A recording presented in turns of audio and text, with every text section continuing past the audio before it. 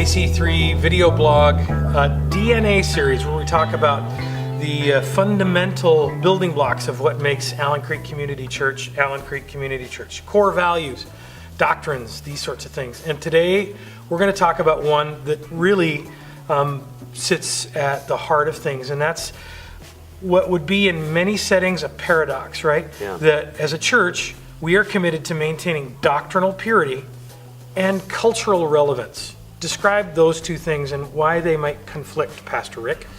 Well, maybe it should go without saying that a church should hang on to doctrinal purity, which just means that we're going to hang on to the historic, revealed truths of the Christian faith. And once you've let go of those, you don't have Christianity. And so we're saying, when we say we're going to be a church that values doctrinal purity, that we're not going to be a church that's going to either consciously or unconsciously let slide those basic truths that make up historic, orthodox, biblical Christianity. Can you give me, real quickly, three examples of things that would fall in that category? Well, for example, that we might give up on seeing the Bible as a central authority figure in the life of the believer, as being the representation of those core revealed truths. We might give up on the divinity of Christ or the uniqueness of Christ. We might want to give up or slide on some of those things that historically where the church has actually found moments for compromise.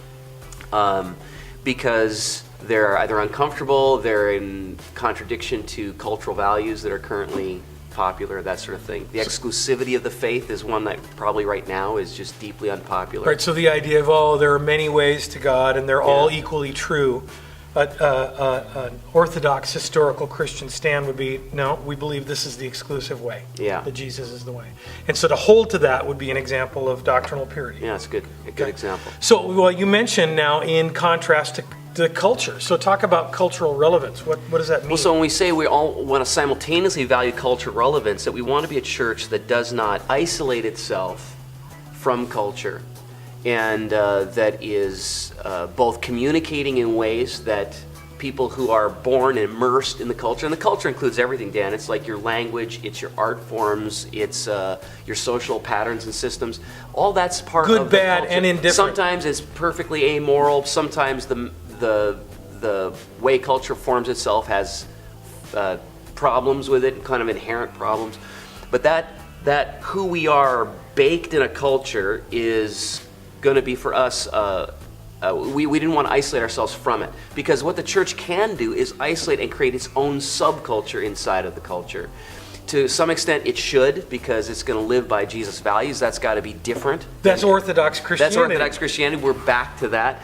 But that doing that to a fault can mean that we are in the world and separate from the world entirely. Jesus said to be in the world but not of it, right? Yeah.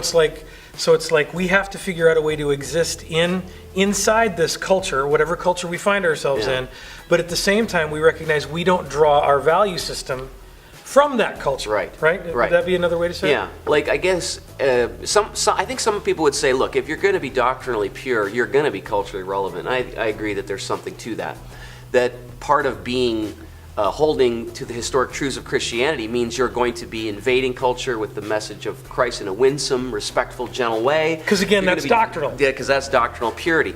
But I think some Christian communities can convince themselves that they're being doctrinally pure while isolating themselves from culture. So we very consciously put the two things together to say that we were not going to value one and let go of the other, or value that one and then let go of the first. So it's kind of a paradox or a both and. It's a Sometimes both and. We talk about it as rather than either, you're either going to be open to outsiders and culturally relevant, or you can really be biblical. Yeah. And what we say is, no, we think God's bigger than that. Yeah. And we think he's called us to a both and, but it's difficult, isn't it? I mean, what are some of the challenges that come along with trying to do that?